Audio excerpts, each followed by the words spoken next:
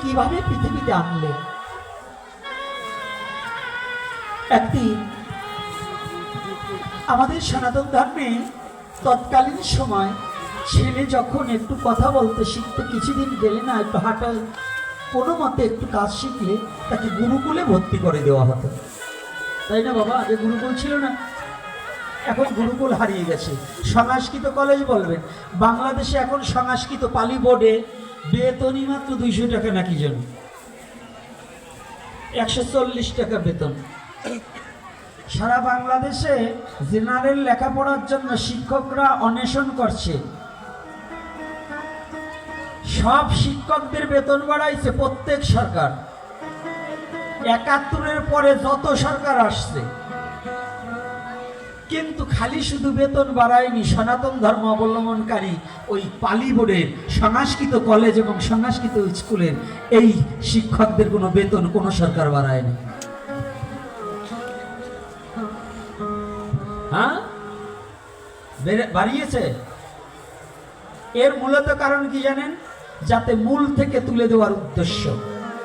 যত সরকার এসেছে প্রত্যেকটা সরকারের একটাই উদ্দেশ্য ছিল যে যদি এই লেখাপড়া থেকে যদি নিঃস্ব করে দিতে পারি তাহলে ওই জাতি এদের ধর্মকার্য আর কি এটা বুঝতে পারবেন।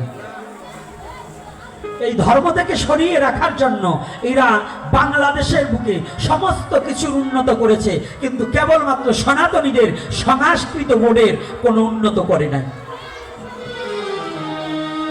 কি রাগ হচ্ছেন নাকি? করছে নাকি বলুন? করছে? করে নাই। যারা একটু ভালো করে হাতিয়ে দেখবেন। এই জন্য আমাদের ছেলে পেলে এখন আর গুরুকুলে ভর্তি হতে, সংস্কৃত কলেজে ভর্তি হতে চায় না। দুই একজন চায় শুধু সার্টিফিকেট, চূড়াই পণ্ডিত হয়ে সার্টিফিকেট আনার জন্য, তাছাড়া অন্য কিছু নয়। আজকে দেখুন তৎকালীন সময় গুরুকুলে যদিও অসুর কুলদেব হব প্রহ্লাদ, কিন্তু অসুরদের, অসুর কারা?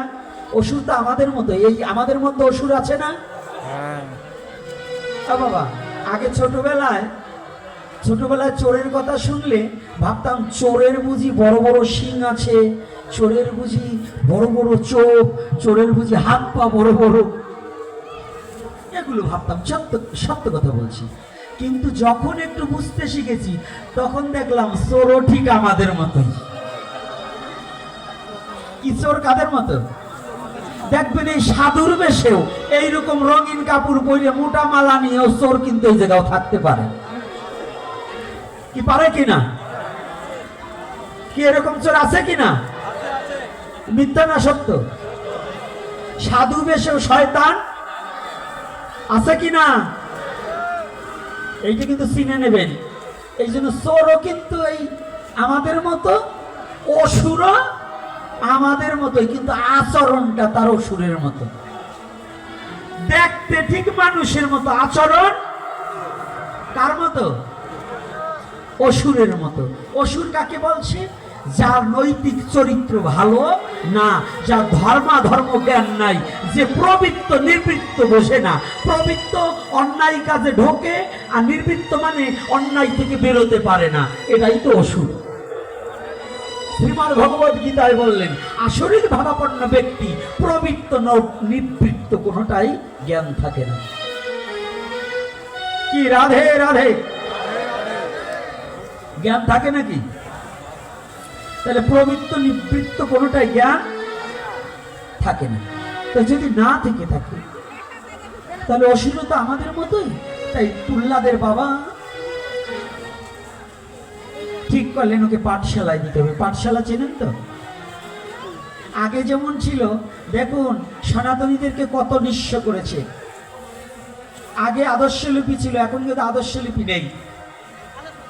আদর্শ লিপির কোনো পড়া নেই, আছে? আগে কি ছিল? সর্বতে অসৎসঙ্গ ত্যাগ করো, আলস্য দোষে রাখো। হ্যাঁ, ছিল কি না?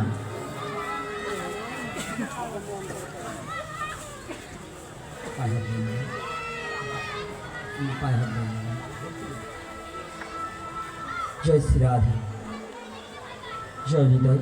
বাবা আবেগ থামাতে পারেনি। বাবা এসেছে ভগবানের সেবার নিমিত্ত, 1000 টাকা করলেন দান। তার প্রেম ভক্তি দান করেছেন আমার গৌর ভগবান। তো আজকে দেখুন কথাটা ভালো করে বুঝবেন, আমাদের নিঃস্ব করেছে কোনভাবে একটু ভালো করে জানুন। অসৎসঙ্গ ত্যাগ করো, আলস্য দোষে রাখো, নিক্ষুরসিত অতিমিষ্ট ঈশ্বরকে বন্দনা করো, উগ্র ভাব ভালো নয়, ঊর্ধ্বমুখে পথ চলিও না, ঋষিবাক্য শিরোধার্য, একতা সুখের মূল, ঔদার্য অতি মহৎ গুণ, ঔষধ